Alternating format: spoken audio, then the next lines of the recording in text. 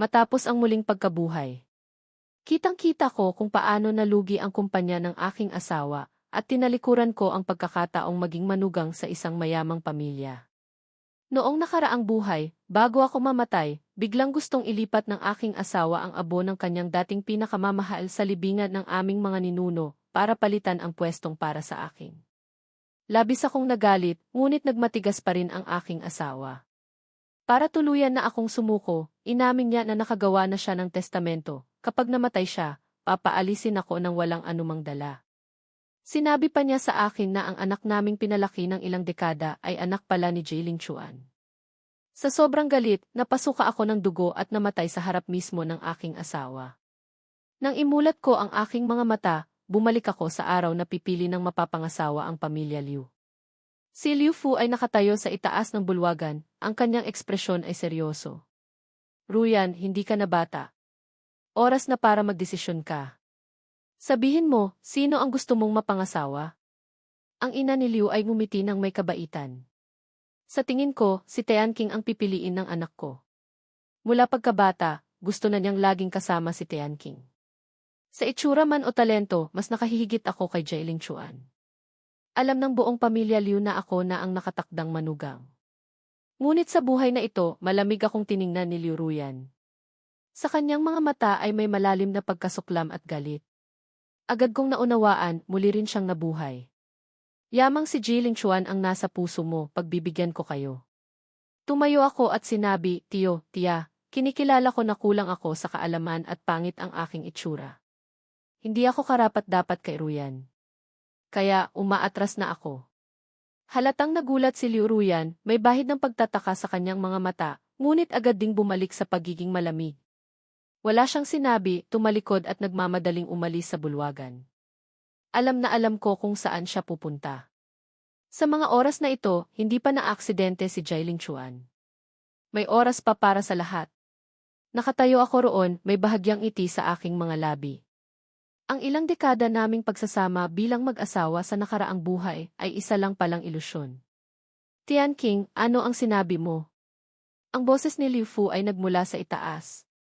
Tumingala ako at sinalubong ang kanyang tingin. Ang matandang ito na dating turing sa akin ay parang sariling anak ay puno ngayon ng pagkalito. Huminga ako ng malalim, ang boses ko'y kalmado, pati ako'y nagtaka. Tiyo, yamang may iba ng gusto si Ruyan, aatras na ako sa pagpili. Nagkatinginan sina Liu Fu at ang kanyang asawa. Ngunit nang maalala ang biglaang pag-alis ng kanilang anak, hindi nila alam kung anong sasabihing pampalubag loob. Tahimik akong bumalik sa aking silid upang mag-impake, handa nang umalis. Kinabukasan, pagbukas ko ng social media, puro anunsyo ng relasyon ni Liu Ruyan at Jailing Chuan ang laman. Sa litrato, si Liu Ruyan ay nakasandal kay Jailing Chuan, ang ngiti niya ikasing liwanag ng sikat ng araw sa tagsibol. Si Jailing Chuan naman ay nakaakbay sa kanyang baywang, puno ng pagmamahal ang mga mata. Walang emosyon kong iswipe ang mga post na iyon. Tanghali, may narinig akong ingay sa ibaba. Tumayo ako sa bintana at pinanood si Liu Ruyan na masuyong nakakapit sa braso ni Jailing Chuan, taas noong pumasok sa tarangkahan ng bahay ng mga Liu. Maya-maya, may narinig akong matinding pagtatalo mula sa direksyon ng study room. Itay, matinis ang boses ni Liu Ruyan. Nangako ka. Kung sino ang pakakasalan ko, siya ang mamamahala sa Liu Group. Bakit hawak pa rin ni Tianqing ang proyekto sa South City? Matyagang nagpaliwanag si Liu Fu, Ruyan, matagal nang si Tianqing ang namamahala sa proyekto sa South City. Bigla ang pagpapalit ng tao ay makakaapekto sa kumpanya. Wala akong pakialam, putol ni Liu Ruyan. Nakapagdesisyon na ako. Si Ling Chuan ang manugang ng pamilya Liu. Mas paniniwalaan mo pa ba ang isang tagalabas kaysa sa pinili ng sarili mong anak? Ang proyekto sa South City Redevelopment ang pangunahing proyekto ng Liu Group sa mga nakaraang taon. Sa nakaraang buhay, sa ilalim ng aking pamumuno, matagumpay itong nakuha, na nagpasikat sa Liu Group at ginawa itong nangungunang kumpanya sa Jiangsheng. Ito rin ang tuluyang nagpatibay sa aking posisyon bilang tagapamahala ng Liu Group. Alam na alam ito ni Liu Ruyan. Makalipas ang ilang minuto, dinala ako ng katiwala sa study room. Si Liu Fu ay nakaupo sa likod ng malaking, redwood mahogany na mesa, mukhang pagod. Sininyasan niya akong umupo. Ang kanyang mga daliri ay walang kamalay-malay na tumatambol sa mesa, gumagawa ng mababang tunog. Tianqing, may gusto akong pag-usapan sa iyo. Tiyo, wag na po, putol ko sa kanya, ang boses ko'y kalmado, pati ako'y nagtaka. Naintindihan ko. Tumingala si Liu Fu, may bahid ng pag-aatubili sa kanyang mga mata, na agad na palitan ng malalim na pagkakasala. Sa loob ng maraming taon, malaki ang tiwala niya sa akin, itinuring akong tagapagmana. Ngunit sa sitwasyon ngayon, wala ring magawa si Liu Fu. Matagal na siyang dapat magretiro, kailangan na ng may mamamahala sa pamilyang ito. Bumuntong hininga siya. Matagal mo nang hawak ang proyekto sa South City. Bigla ang pagpapalit ng tao ay hindi talaga tama. Pero alam mo naman si Ruyan, mas matigas pa ang ulo niya kaysa sa akin. Tumango ako. Naiintindihan ko po, Tiyo. Kinuha ko mula sa aking dala ang inihanda kong mga dokumento, kasama na ang puting jade na plaka na sumisimbolo sa kapangyarihan sa Liu Group at dahan-dahan itong inilagay sa mesa. Narito ang lahat ng datos ng proyekto at mga dokumento para sa turnover. Alam ni Ruyan ang password. Tinitigan ni Liu Fu ang jade na plaka, bahagyang nanginginig ang kanyang mga daliri. Ang plakang ito ay dala-dala ko na mula pa noong 18 anyos ako, halos naging bahagi na ng aking katawan. Sa nakaraang buhay, hanggang sa sandali ng aking kamatayan, hindi ito humiwalay sa akin. Tiningnan ang kalmado kong mukha, si Liu Fu ay may gustong sabihin ngunit nag-atubili. Tumayo ako at yumuko sa kanya. Tiyo, salamat po sa pag-aalaga ninyo sa loob ng maraming taon. Lubos po akong nagpapasalamat. Biglang bumukas ang pinto ng study room. Pumasok si Liu Ruyan na naka-high heels, kasunod si Jiling Chuan. Nakasuot siya ng pulang bestida ngayon na lalong nagpapatingkad sa kapusyan ng kanyang balat, napakaganda. Ngunit ang mga matang dati puno ng pagmamahal para sa akin ay puno na ngayon ng malamig na pagkasuklam. Ayos na ba ang lahat? Hindi man lang niya ako tiningnan, dumiretso siya sa tabi ni Liu Fu. Walang magawang tumango si Liu Fu, itinulak ang mga dokumento at ang jade na plaka sa harap niya. Pumayag na si Tianqing sa turnover.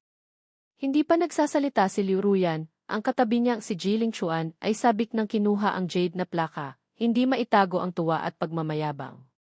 Ang eksenang ito ay bahagyang nagpakunot ng noo ni Liu Fu. Sandali, bigla akong nagsalita. Kumunot ang noo ni Liu Ruyan. Tianqing, balak mo bang magbago ng isip? Umiling ako. Mula sa dala kong folder, kumuha ako ng isang hiwalay na dokumento.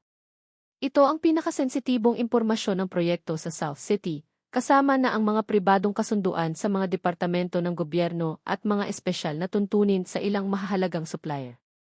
Kinuha ni Liu Ruyan ang dokumento, mabilis itong binasa. Lalong kumunot ang kanyang noo. Kung hindi maayos ang paghawak sa mga tuntuning ito, maaaring malugi ang buong proyekto ng hindi bababa sa 300 milyon, kalmado kong sinabi. Sa kakayahan ni Jiling Chuan, siguro naman walang magiging problema, di ba? May bahid ng pagkagulat sa mukha ni Jiling Chuan, ngunit mabilis ding bumalik ang kanyang tiwala sa sarili. Ngumisi siya. Nag-aalala ka lang ng sobra. Alam ko ang ginagawa ko. Hindi na ako nagsalita pa. Si Jiling Chuan ay isa lamang binatang nagtapos ng vocational course, walang alam sa operasyon ng negosyo. Ang tagumpay ng proyekto sa South City ay dahil sa aking maagang pagpaplano at pakikipag-ugnayan sa iba't ibang partido. Kahit kaunting pagsisikap ang mabawas, hindi ito magtatagumpay. Maaari ka nang umalis, malamig na sabi ni Liu Ruyan. Mula ngayon, wala ka nang kinalaman sa Liu Group. Akmang tatalikod na ako nang biglang magsalita si Jiling Chuan, may sadyang kayabangan sa kanyang boses. Huminto ako ngunit hindi lumingon. Yamang hindi na napili si Tianqing, hindi na siya maituturing na bahagi ng pamilya Liu, di ba? Ayon sa patakaran, hindi siya dapat manatili sa bahay ng mga Liu. Dapat siyang umalis ng walang dala. Ano sa tingin mo, Ruyan? Biglang tumahimik ang hangin sa study room. Dahan-dahan akong lumingon, ang tingin ko ilampas kay Jiling Chuan, sa kanyang mayabang na mukha, diretso kay Liu Ruyan. Iyan ba ang gusto mo? Nakatayo siya roon, pabago-bago ang ekspresyon ng kanyang mukha. Ang kanyang mga pilik mata ay nanginig, nagsimulang mag-alinlangan ang kanyang tingin. Sa huli, umiwas siya ng tingin sa akin. Ang ilang segundong katahimikan na iyon ay mas malakas pa kaysa anumang salita. Biglang humampas sa mesa si Liu Fu. Kalokohan. 20 taon si Tianqing sa pamilya Liu. Kahit hindi siya maging manugang, para na rin siyang kalahating miyembro ng pamilya. Sa wakas ay nagsalita si Liu Ruyan. Tama si Ling Chuan. Yamang nakapagdesisyon na, dapat putulin na ng malinis. Tiningnan ko siya at biglang natawa. Ang kalmadong ngiting iyon ay halatang ikinagulat ni Liu Ruyan. Tiyo, yamang iyan ang desisyon ni Ruyan, iginagalang ko. Tiningnan ko ang bawat isa sa loob ng study room, ang huling tingin ko ay napunta kay Liu Ruyan. Hindi niya namalayang umiwas siya ng tingin, ang kanyang mga daliri ay hindi mapakaling pinipilipit ang lailayan ng kanyang bestida. Tiyo, yamang napag-usapan na natin ito, may mga bagay na dapat ding linawin, di ba? Mahina ang boses ko, ngunit nagpatahimik ito sa buong study room. Mula noong 18 anyos ako, hinawakan ko na ang negosyo ng pamilya. Hanggang ngayon, 10 taon na. Napangisi si Ling Chuan, ngunit pinigilan siya ng tingin ni Liu Ruyan. Proyekto sa North Suburb New District, kabuang puhunan 8.7 bilyon, netong kita 3.2 bilyon. Proyekto sa Lingxian, kabuang puhunan 500 milyon, netong kita 1.8 bilyon. Proyekto sa Jiangxing Horgang, kabuang puhunan. Isa-isa ko itong binanggit. Sa bawat datos na lumalabas, lalong sumiseryoso ang mukha ni Liu Fu. Lahat ng ito, sa loob ng 10 taon, ang netong kitang naibigay ko sa pamilya Liu ay higit sa 20 bilyon. Bahagyang umuso si Liu Ruyan. Alam na alam niya kung ano ang ibig sabihin ng mga numerong iyon. Sa nakaraang buhay, ang kakayahan ng pamilya Liu na mapabilang sa mga nangungunang pamilya sa Jiangxing ay dahil sa pundasyong itinayo ng mga proyektong ito. Inalagaan ako ng pamilya Liu sa loob ng 20 taon, kumita ako para sa pamilya Liu ng 20 bilyon. Kalmado pa rin ang tono ko. Ang kwentadang ito, ngayon ay tabla na. Walang utang ang pamilya Liu sa akin, at wala rin akong utang sa kanila. Aalis ako ng walang dala, mula ngayon wala na tayong kaugnayan. Biglang napangisi si Ling Chuan. Ang ganda pakinggan. Pero mayroon bang umaalis ng walang dala na tulad mo? Lumapit siya, bastos na hinila ang aking suit. Itong custom-made suit na ito ay nagkakahalaga ng daan-daang libo, di ba? Hinila niya ang aking manggas, lumitaw ang Patek Philippe. Itong relo, siguradong milyon ang halaga. Kinuha pa niya ang susi ng kotse sa aking bulsa. At itong limited edition na sports car, higit 10 milyon yan. Lahat ng ito, alin ang hindi pera ng pamilya Liu. Hinayaan ko siyang hilahin at insultuhin ako, ang tingin ko ay laging nakatuon kay Liu Ruyan. Ang kanyang mga kuko ay bumaon na sa kanyang palad, ngunit nanatili siyang tahimik. Ruyan, mahina kong tanong, ang ating maraming taong pagsasama, wala na ba talagang halaga? Bahagyang nanginig ang kanyang mga pilikmata. Bumuka ang kanyang bibig, ngunit sa huli, wala siyang sinabi. Akala ko, sa muling pagkabuhay na ito, nakalaya na ako. Hindi ko inaasahan, sa sandaling ito, ang puso ko'y parang pinipiga, sobrang sakit na halos hindi na ako makahinga. Pinigilan ko ang aking emosyon, sinimulang tanggalin ang strap ng relo. Ang metal na buckle ay gumawa ng matinis na kalansing, na lalong umalinggaw sa tahimik na study room. Tianqing. Biglang tumayo si Liu Fu. Hindi mo kailangang gawin yan. Tiyo, putol ko sa kanya, patuloy na tinatanggal ang relo. Ang patakaran ay patakaran. Suit, kurbata, relo, sapatos, isa-isa ko itong hinubad, maayos na itinupi sa sahig. Sa huli, pati medyas ay hinubad ko. Nakayapak akong tumayo sa malamig na marmo na sahig. Puno ng tagumpay at pagmamayabang ang mukha ni Ling Chuan, habang si Liu Ruyan naman ay medyo namumutla. Nang simulan kong tanggalin ang buttons ng aking polo, hindi na niya napigilan at umiwas ng tingin. Tama na. Hindi na napigilan ni Liu Fu. Tianqing, tigilan mo na. Kalmado kong itinupi ang polo at inilagay sa ibabaw ng suit. Mula ngayon, ako na lang. Ako si Tianqing. Hindi na ang batang lalaking pinalaki ng pamilya Liu para maging asawa. Paglabas ko sa likurang pinto ng bahay ng mga Liu, isang kinakalawang na natitiklop na bisikleta lang ang tulak ko. Ito ang regalo sa akin ni Liu Ruyan noong ika-8 kong kaarawan, at ito lang ang tanging personal kong pag-aari. Sa loob ng maraming taon, nakatago ito sa bodega sa likod bahay. Sa labas, hindi ko alam kung kailan, nagtipon ang isang malaking grupo ng mga reporter. Nang makita akong lumabas, agad silang dumagsa. And, Hining, ano po ang pakiramdam na mapalayas ng pamilya Liu? Narinig po namin, kahit underwear ay wala kayong karapatang dalhin? Totoo po ba? Ang mga kumikislap na ilaw ng kamera ay nagpilit sa aking ipikit ang aking mga mata. Kalmado kong sinabi, ang boses ko'y paos, hindi ko na makilala. Nagtawanan ang mga tao. Ang nangungunang babaeng reporter ay sinadya pang itutok ang kanyang kamera sa aking ibabang bahagi. Pamilyar ang kanyang mukha, marahil ay nakita ko na siya sa isa sa mga birthday party ni Jiling Chuan. Sumakay ako sa bisikleta, pagyewang-gyewang na dumaan sa gitna ng mga tao. Ang mga reporter, na parang mga pating na nakaamoy ng dugo, ay walang tigil sa paghabol. Nang makarating lang ako sa isang tahimik na eskinita, saka ko sila naligaw. Paglabas ko pa lang ng eskinita, isang itim na may batch ang biglang humarang sa aking daan. Bumaba ang bintana, lumitaw ang isang napakagandang mukha. Evening, ako si Xiao Yunshu ng Xiao Group. Gusto kang makita ng lolo ko. Pwede ba? Natigilan ako. Si Xiao Yunshu, ang sikat na Golden Circle Lady, ang tunay na mayaman at makapangyarihang pamilya Xiao. Isang higanting pamilya na 10 taon kong pinaghirapang makalapit, ngayon ay kusa pang lumalapit sa akin. Tumayo ako ng tuwid at taimtim na tumango. Isang karangalan. Kinabukasan, sa villa ng mga Liu, si Liu Ruyan ay nakatulala sa screen ng kanyang telepono. Nangunguna sa trending, ang batang lalaking pinalaki ng pamilya Liu na si Tianqing, nawala ng pagkamanugang, pinalayas na hubad at nakabisikleta. Nakakahiya, kahiya-hiya sa lipunan. Narinig ko, kung hindi lang naawa si Miss Liu sa maraming taon niyang pagsisikap, kahit underwear niya ay hindi niya maililigtas. Kahapon, mataas na si Amy Fining. Ngayon, mas masahol pa sa pulubi.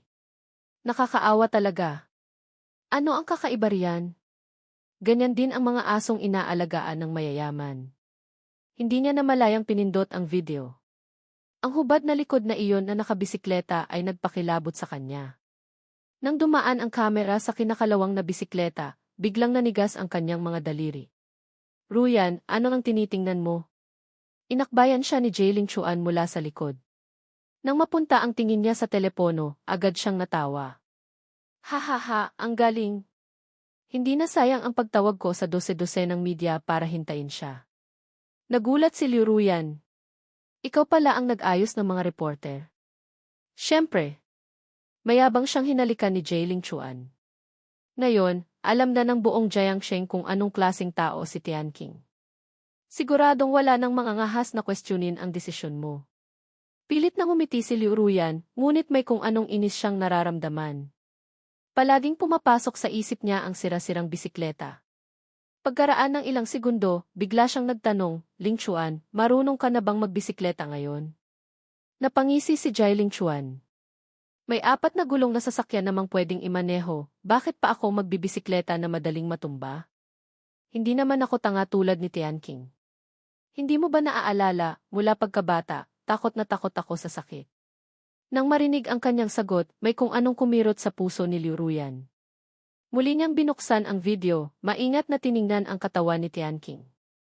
Nang makita ni Jiling Chuan na sobrang tutok siya sa panonood, medyo nagsiselos at maasim na sinabi, walang damit, tapos nang ahas pang magbisikleta sa harap ng maraming tao.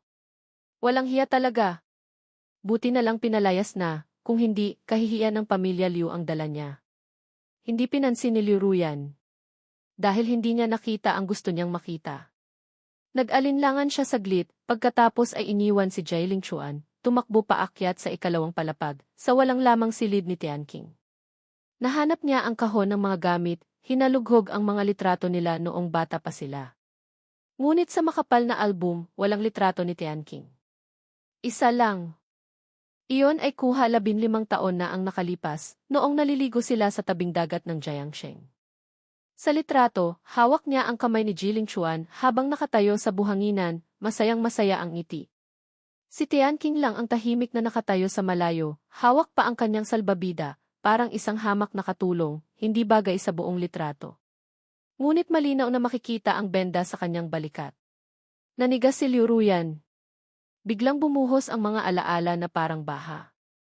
Noong tag-araw na iyon, tumakas siya para maglaro sa likod ng bundok. Aksidenteng nahulog siya sa dalisdis, puno ng sugat ang katawan. Nang unti-unti nang nawawalan ng malay, may isang batang lalaki na bumuhat sa kanya, papunta sa likod ng bisikleta, walang tigil sa pagpedal. Sobrang bako-bako ng daan sa bundok. Dahil sa sakit ng kanyang mga sugat, hindi niya namalayang napakagat siya ng mariin sa balikat ng batang lalaki. Nagkasugat ang balat ng bata, dumaloy ang dugo. Ngunit hindi siya umimik, bagkus ay malambing pa siyang pinakalma, "Huwag kang matakot, malapit na tayo sa ospital." Pagkagising niya, si Jailing Chuan ang bumungad sa kanya. Sabi ng nurse, ang swerte niya, dahil may isang batang lalaki na nagbisikleta ng higit 10 kilometro sa bundok, buwis-buhay siyang dinala sa ospital. Sa huli, sobrang pagod na nakahandusay na lang sa pasilyo at hindi na makagalaw. Nakahiga si Liu Ruyan sa kama ng ospital at tinanong si Jailing Chuan kung siya ba ang nagligtas sa kanya. Noong mga oras na iyon, may bahid ng pag-aatubili si Jailing Chuan, ngunit hindi niya itinanggi. Nanigas si Liu Ruyan, huminto ang kanyang paghinga. Sa sandaling ito, ano pa ba ang hindi niya naiintindihan? Palagi niyang inaakala na si Jailing Chuan ang nagligtas sa kanya, kaya mayroon siyang kakaibang pagtingin dito, at hindi makalimutan ang pagkamatay nito. Ngayon lang niya nalaman kung gaano kalaki ang kanyang pagkakamali. Tulala si Liu Ruyan, nahulog ang album mula sa kanyang mga kamay. Napaupo siya sa sahig, bumubulong sa sarili, mali, lahat mali. Naalala niya si Tian King, tahimik na nakatayo sa sulok ng litrato. Naalala niya ang mga sugat sa balikat nito. Naalala niya ang kinakalawang na bisikleta. Siya pala ang taong buwis-buhay na nagligtas sa kanya. Dumating ang gabi, maliwanag ang mga ilaw sa bahay ng mga Liu.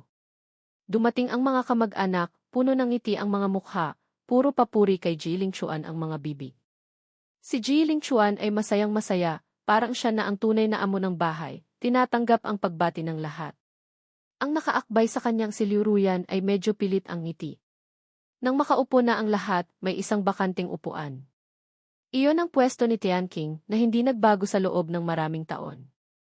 Agad itong napansin ni Jailing Chuan, biglang sumimangot ang kanyang mukha. Binitawan niya si Liu Ruyan, lumakad patungo sa upuang iyon, malakas itong itinulak. Kumalabog ang upuan sa sahig. Lumingon siya sa matandang katiwala at pagalit na sumigaw, "Ano to?" Sa ganitong okasyon, may nakalagay pang upuan para sa isang tagalabas. "Ulyanin ka na ba?" Nakayuko ang matandang katiwala, paulit-ulit na humihingi ng tawad. "Paumanhin po, Young Master Jai, ako po ang nagpabaya. Aalisin ko na po agad." Tahimik ang lahat sa hapagkainan. Nagkatinginan ang mga kamag-anak. Ang iba ay yumuko at uminom ng tsaa, ang iba ay nagkunwaring inaayos ang kanilang mga napkin. Walang nangahas na sumabat. Nakakunot ang noo ni Liu Fu. May gustong sabihin ang ina ni Liu, ngunit sa huli, hindi sila nagsalita. Nang akmang aalisin na ng matandang katiwala ang upuan, biglang tumayo si Liu Ruyan. "Isang upuan lang naman yan, ano nang ikinagugulat mo? Iwanan mo na." Mahina ang kanyang boses, ngunit may diin na hindi matututulan. Biglang lumingon si Jailing Chuan, hindi makapaniwalang tiningnan siya. "Ruyan, anong ibig mong sabihin?" Hindi siya tiningnan ni Liu Ruyan, basta't mahinahon niyang sinabi sa matandang katiwala, "Ayusin mo. Baka isipin pa ng iba na wala man lang tayong ganitong kadaling pagpapasensya sa pamilya Liu." Natigilan ang matandang katiwala, pagkatapos ay magalang na itinayo ang upuan at ibinalik sa dati nitong pwesto. Ang mukha ni Jailing Chuan ay nag-iba-iba ang kulay, mahigpit na nakakuyom ang kanyang mga kamao. Ngunit sa huli, pinigilan pa rin niya ang galit, pilit na ngumiti. "Tama si Ruyan, masyado nga akong sensitibo." Pagkasabi nito, bumalik siya sa kanyang upuan, ngunit ang kanyang tingin ay nakakatakot. Nagpalitan ng tingin ang mga kamag-anak, awkward ang. Umubo si Liu Fu at itinaas ang kanyang baso. "Family dinner ito, huwag kayong masyadong mailang. Tara, tagay muna tayo." Agad na sumang-ayon ang lahat. Ang tunog ng nag-uumpugang mga baso ay pansamantalang nagtakip sa tensyon sa hangin. Pagkatapos kumain, kumuha si Jailing Chuan ng isang piraso ng isda at inilagay sa mangkok ni Liu Ruyan. Malambing niyang sinabi, "Ruyan, naalala ko, paborito mo ang isda. Tikman mo." Tinitigan ni Liu Ruyan ang isda sa kanyang mangkok. Bigla niyang naalala, palaging maingat na tinatanggal ni Tian King ang lahat ng tinik ng isda bago ilagay sa harap niya. Samantalang ang nasa harap niyang si Jiling Chuan, hindi man lang alam ang ugali niyang takot sa tinik ng isda. Puno ng tao ang hapagkainan, mukhang masaya. Ngunit wala si Tianqing, kaya pakiramdam ni Liu Ruyan ay hindi pa siya kailanman naging ganito kalamig. Basta na lang siyang kumain ng ilang subo ng kanin, tumayo at sinabi, "Kain lang kayo, aakyat na ako." Nag-aalalang tanong ni Jiling Chuan, "Ruyan, anong nangyari sa'yo?" Basta na lang sumagot si Liu Ruyan, "Medyo masama ang pakiramdam ko." Hindi na niya ito pinansin at umalis na. Pag-akyat niya sa hagdan, nadaanan niya ang silid ni Tianqing. Parang may humihila sa kanya, hindi niya namalayang pumasok siya roon. Binuksan niya ang ilaw, nagulat siyang makita na walang laman ang silid. Lahat ng gamit ni Tianqing ay nawala na, para bang hindi siya kailanman tumira roon. Nanginginig si Liu Ruyan, bigla siyang sumabog. Mabilis siyang tumakbo pabalik sa unang palapag, sa harap ng lahat ay nagtanong, sino ang gumalaw sa silid ni Tianqing? Natigil ang tawanan ng mga bisita. Mahigpit na nakahawak ang mga daliri ni Liu Ruyan sa hawakan ng hagdan, namumuti na sa sobrang diin. Tiningnan ng matandang katiwala ang mukha ni Jiling Chuan bago maingat na umamin, "Miss, si Yang Master Ji po ang nag-utos kaninang tanghali." Ibinaba ni Jiling Chuan ang kanyang mga kubyertos, mayroon pa ring walang pakialam ng ngiti sa kanyang mukha. "Ruyan, bakit ka nagagalit sa maliit na bagay na yan?" Si Tianqing mismo ang nagsabing aalis siya ng walang dala. Hindi na niya kailangan iyang mga basurang iyan, kaya pinakuha ko na lahat at dinala sa junk shop. Junk shop? Tumaas bigla ang boses ni Liu Ruyan, namumula ang kanyang mga mata. Sa wakas ay napansin ni Jiling Chuan na medyo hindi maganda ngunit wala pa rin siyang pakialam na nagkibit balikat. Mga lumang damit at libro lang naman yon. Ayaw na niya, bakit pa itatago at sasakop lang ng espasyo? Malakas na tumitibok ang dibdib ni Liu Ruyan, biglang dumilim ang kanyang paningin. Sa mga basurang iyon ay naroon ang mga album na iniingatan ni Tianqing, ang mga regalong kaarawan na ginawa niya para sa kanya, ang mga kabibe at dahon na sabay nilang kinolekta noong bata pa sila. 20 taon ng mga alaala, basta na lang itinapon ni Jiling Chuan sa basurahan. "Anong karapatan mo?" Halos pasigaw niyang sinabi. "Silid niya iyon, mga gamit niya iyon. Anong karapatan mong pakialaman?" Tahimik ang lahat sa hapagkainan. Lahat ay nagulat sa biglaang pagsabog ni Liu Ruyan. Nanigas ang ngiti sa mukha ni Jiling Chuan. "Ruyan, ngayon ang araw na naging manugang ako ng pamilya Liu. Para sa isang tagalabas, ganyan ka kung makasigaw, hindi yata tama yan." "Tagalabas?" Napangisi si Liu Ruyan. 20 taon nang nakatira si Tianqing sa pamilya Liu, sino ang mangangahas na sabihing tagalabas siya? Ang mga salitang ito ay parang sampal sa mukha ni Jiling Chuan, na tuluyang nagpahiya sa kanya na dati sobrang kampante. Uminit ang kanyang ulo, malamig na sinabi, "Ruyan, nakalimutan mo na ba? Sino ang pumili sa akin at hindi sa kanya? Sino ang nagsabing paalisin siya ng walang dala? Ngayon, ano na naman itong ginagawa mo?" Nagmamadaling tumayo sina Liu Fu at ang kanyang asawa para mamagitan, ngunit hindi na nakikinig si Liu Ruyan. Ang mga salita ni Jiling Chuan ay parang kutsilyong tumutusok sa kanyang puso. Nga, siya mismo ang nagpalayas kay Tianqing. Siya ang pumayag sa mga pang-iinsulto. Dahil sa kanya, naka-underwear lang si Tianqing nang umalis sa bahay ng mga Liu, pinalibutan ng dose-dosenang reporter, naging katatawanan ng buong internet. Nasaan na ang mga gamit na iyon ngayon? Nanginginig ang kanyang boses nang tanungin ang matandang katiwala. Pautal-utal na sumagot ang matandang katiwala, nasa junk shop pa po siguro sa South City. Kaninang hapon lang po dinala. Walang sabi-sabing tumakbo si Liu Ruyan palabas ng pinto. Hinawakan ni Jiling Chuan ang kanyang braso, sobrang lakas na nasaktan siya. "Ruyan, nababaliw ka na ba? Para sa mga basurang yon ni Tianqing, iiwanan mo ako. Iiwanan mo ang lahat ng bisita." Malakas na iwinaksi ni Liu Ruyan ang kanyang kamay, nag-aapoy ang galit sa kanyang mga mata na hindi pa niya kailanman ipinakita. "Bitawan mo ako. Hindi iyon mga basura. Yon ay di." Biglang napaiyak siya, hindi na makapagsalita. Naging mabangis ang ekspresyon ni Jiling Chuan. "Liu Ruyan, kung lalabas ka sa pintong ito ngayon, huwag mo akong sisihin." "Anong gagawin mo?" Malamig na putol ni Liu Ruyan sa kanya. "Gagawin mo sa akin ang ginawa mo kay Tianqing." Paalisin mo rin ako ng walang dala? Natigilan si Jiling Chuan, nag-iba-iba ang kulay ng kanyang mukha, biglang pinagpawisan ng malamig. Isa lang siyang batang lalaking pinalaki para maging asawa. Anong karapatan niyang paalisin ang panganay na anak ng pamilya Liu ng walang dala? Agad siyang pilit na ngumiti ng malambing. Paumanhin, Ruyan. Ako ang nagkamali. Hindi ko dapat pinakialaman ang mga gamit ni Tianqing. Lalo na't hindi dapat kita sinigawan. Sobrang lakas ng ulan sa labas ngayon. Bukas, kapag maganda na ang panahon, sasamahan kitang hanapin ulit, okay? Sinamantala ni Liu Ruyan ang pagkakataon para makawala sa kanyang pagkakahawak, walang lingon-likod na tumakbo sa gitna ng malakas na ulan. Mabilis na nabasa ng ulan ang kanyang bestida at buhok, ngunit wala siyang pakialam. Ang puso niya ay kumakabog ng malakas sa kanyang dibdib. Isang boses ang paulit-ulit na bumubulong sa kanyang isip, huli na ang lahat. Huli na ang lahat. Kinuha niya ang kanyang telepono para tawagan si Tianqing, ngunit biglang nanigas ang kanyang kamay sa ere. Bigla niyang naalala, nang umalis si Tianqing sa bahay ng mga Liu kahapon, naiwan din ang kanyang telepono. Naalala niya ang kalmadong tingin ni Tianqing nang umalis ito, at ang determinasyon nito habang isa-isang hinuhubad ang kanyang mga damit. Tianqing di. Humalo ang ulan sa mga luha na dumadaloy sa kanyang mukha. Patawarin mo ako. Sa junk shop sa South City, naghahanda ng magsara ang mga trabahador nang biglang may isang basang-basang babae na tumatakbo papasok. Nasaan ang mga gamit na dinala mula sa bahay ng mga Liu kaninang hapon? Hingal na tanong ni Liu Ruyan. Tumutulo ang tubig ulan mula sa dulo ng kanyang buhok.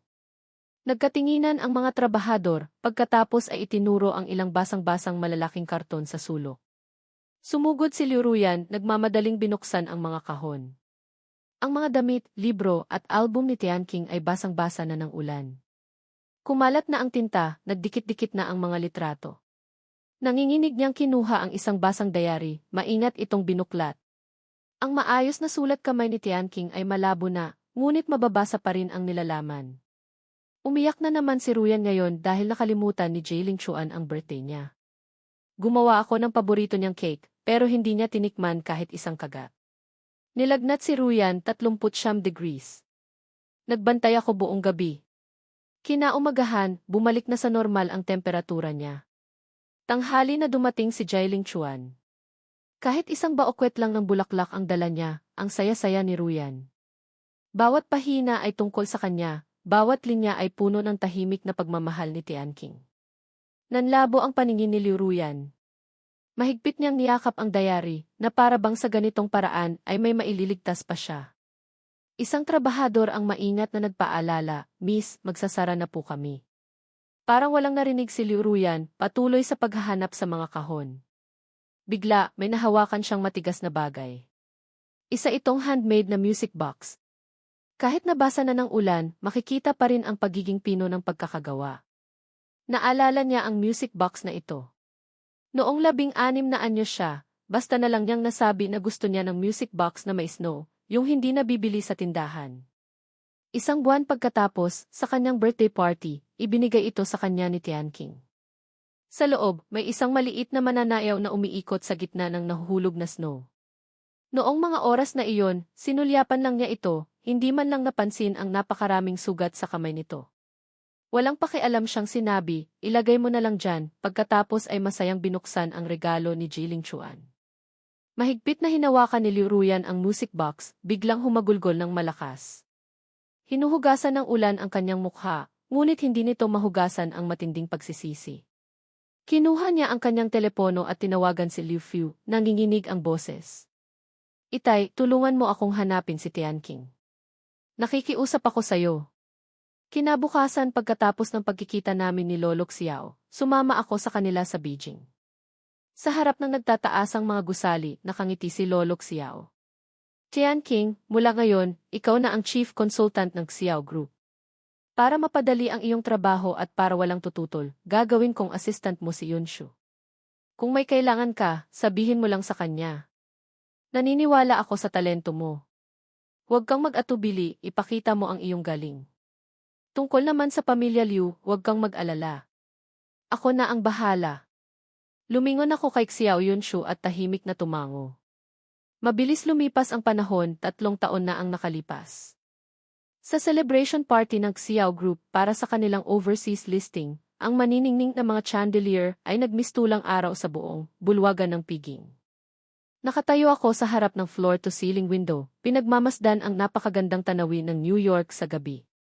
Bahagyang gumagalaw ang champagne glass sa aking kamay. Tian King, ano nang iniisip mo? Ang boses ni Xiao Yunshu ay nagmula sa aking likuran, malambing na parang hangin. Nakasuot siya ng silver na mahabang bestida ngayon, nakapusod ang buhok na nagpapakita ng kanyang mahaba at maputing liig, maganda na parang sisn.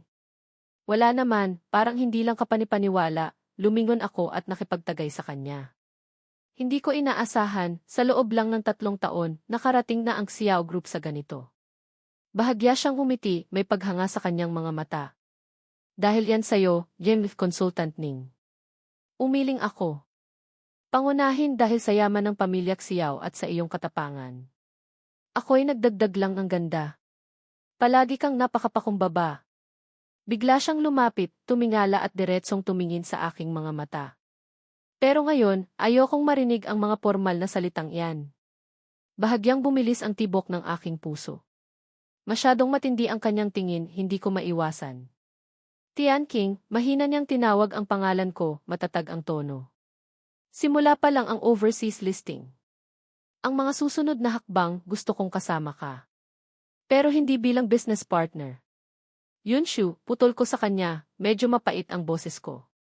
Alam mo ang nakaraan ko. Alam ko, walang pag-aalinlangan siyang tumango. Pero ano naman? Karapat-dapat kang tratuhin ng tapat. At handa akong maging taong iyon. Kung hindi ka pinahalagahan ng iba, hinding-hindi kita pababayaan. Ang ingay sa bulwagan ay parang nawala sa sandaling iyon, tanging ang kanyang hininga na lang ang naririnig ko. Matagal akong nanahimik, sa wakas ay bumuntong hininga. Hindi ako sigurado kung kaya ko pang magtiwala sa pag-ibig. Kung gayon, subukan mong magtiwala sa akin. Inilahad niya ang kanyang kamay, dahan-dahan itong hinawakan. Isang beses lang. Ang kanyang palad ay mainit at malambot, parang isang sinag ng liwanag na nagtaboy sa huling dilim sa aking puso. Tinitigan ko siya, sa wakas ay tumango. CJ. Agad na nagliwanag ang kanyang mga mata, namukadkad ang kanyang ngiti na parang bulaklak. Sa sumunod na sandali, tumingkayad siya at hinalikan ako sa pisngi. May narinig kaming mga kantyaw mula sa paligid. Bahagyang uminit ang aking tainga, ngunit hindi ako umiwas. Pagbalik namin sa Beijing, unti-unting naging publiko ang relasyon namin ni Xiao Yunshu. Natuwa si Lolo Xiao, sinimulan niyang ipasa sa akin ang mas maraming gawain ng pamilya. Sa ilalim ng aking pamamahala, patuloy na lumawak ang Xiao Group, at si Xiao Yunshu ay laging nasa tabi ko, kasama kong sumusulong. Noong Dragon Boat Festival, inanusyo ng Xiao Group ang aming kasal. Agad itong nanguna sa trending. Ang dating manugang ng pamilya Liu, pakakasalan na ang tagapagmana ng Xiao Group. Anong dating manugang? Siya na ngayon ang tunay na maihawak ng kapangyarihan sa Xiao Group. Nakaka-inspire. Isipin mo, noong pinalayas siya ng walang dala, isang pirasong shorts lang ang suot niya. Hindi kaya nagsisisi na ang pamilya Liu kapag nakita nila to? Siguradong nagsisisi. Ang pamilya Liu ngayon ay hindi na ang dating pamilya Liu. Kasalanan nila, pinakawalan nila ang isang kayamanan. Kinabukasan, pauwi na ako ng gabi, naghihintay sa traffic light, nang biglang may isang babae na humarang sa harap ng aking may batch. Akmang hahabulin na sana siya ng bodyguard, ngunit pinigilan ko siya. Tahimik kong sinabi, Miss Liu, ano po ang kailangan ninyo? Ang babaeng ito ay si Liu Ruyan. Ilang taon na kaming hindi nagkita, pumayat siya at nanghina. Nanahimik siya ng ilang segundo, nanginginig ang boses. Gusto kong makipag-usap sa'yo ng maayos. Pwede ba? Hindi na kailangan, mahinahon kong sinabi. Nakalimutan ko na ang nakaraan. Pero ako hindi. Bigla niyang tinaasan ang boses. Tian King, alam kong nagkamali ako. Alam ko na talaga. 3 taon na kitang hinahanap, pero itinago ng pamilya Xiao ang lahat ng impormasyon. Kahapon ko lang nalaman na nasa Beijing ka. At si Jiling Chuan, patuloy niya, hindi siya ang inaakala ko. Niloko niya ako, niloko niya ang pamilya Liu. Pinalpak niya ang proyekto sa South City, ang gulo-gulo na ng kumpanya ngayon. Naospital si Itay sa sobrang galit. Ipinikit ko ang aking mga mata, may bahagyang kumirot sa aking puso. Ngunit mabilis ding kumalma. Wala na akong kinalaman dyan. Nakikiusap ako sa'yo, umiiyak na siya. Bigyan mo ako ng pagkakataong humingi ng tawad. Isang beses lang. Ruyan, putol ko sa kanya. Sa totoo lang, noong nakaraang buhay pa lang, tabla na tayo. Biglang nanlaki ang mga mata ni Liu Ruyan. Pati ikaw pala Sakto namang nag-green light. Itinaas ko ang bintana ng kotse, tuluyan na kaming nahiwalay sa dalawang magkaibang mundo. Umandar ang kotse. Gusto pa sanang humabol ni Liu Ruyan, ngunit hindi na niya ako maabutan. Pag-uwi ko, napansin ni Xiao Yunshu na medyo kakaiba ang aking itsura. Dahan-dahan niya akong niyakap sa baywang. Anong nangyari? Hinawakan ko ang kanyang kamay, bahagyang umiti. Wala naman, may nakasalubong lang akong hindi importanteng tao. Parang may naramdaman siya, ngunit hindi na nagtanong pa. Malambing lang siyang nagsabi, anong gusto mong kainin mamayang gabi? Ako ang magluluto. Sa mga taong ito, siya na ang personal na nag-aasikaso ng aking pagkain at pang-araw-araw na pangangailangan, tulad ng pag-aalaga ko kay Liu Ruyan noong nakaraang buhay. Lumingon ako at niyakap siya, hinalikan ang kanyang noo. Basta ikaw ang gumawa, masarap. Isang buwan pagkatapos, lumabas sa balita na ang Liu Group ay malapit ng malugi dahil sa kakulangan ng pondo. Si Ji Lingchuan, na tumangay ng malaking halaga, ay nahuli at nahatulan ng hindi bababa sa habang-buhay na pagkabilanggo. Sa lahat ng ito, umiti lang ako. Noong araw ng aming kasal ni Xiao Yunshu, naging usap-usapan ito sa buong lungsod. Hawak ko ang kamay ni Xiao Yunshu, dahan-dahan kaming lumakad patungo sa altar. Ang kanyang wedding gown ay marahang sumasayaw sa hangin, napakaganda. Sakto noong nagpapalitan na kami ng singsing, sa gilid ng aking mata ay may nakita akong pamilyar na anino. Nakatayo siya sa malayo sa labas ng venue, nakasuot ng simpleng bestida, malungkot ang ekspresyon. Parang may naramdaman si Xiao Yunshu.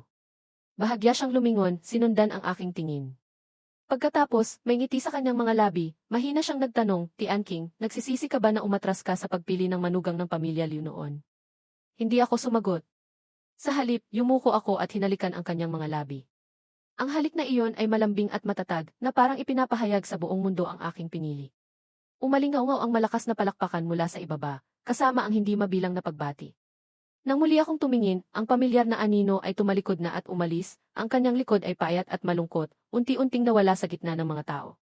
Nagpatuloy ang kasal, napakasaya. Ngunit may kung anong komplikadong emosyon ang sumagi sa aking isip. Ang paglitaw ni Liu Ruyan ay parang isang tahimik na pamamaalam, at parang huling paglingon sa nakaraang buhay. Ngunit hindi ako kailanman nagsisi sa aking pinili.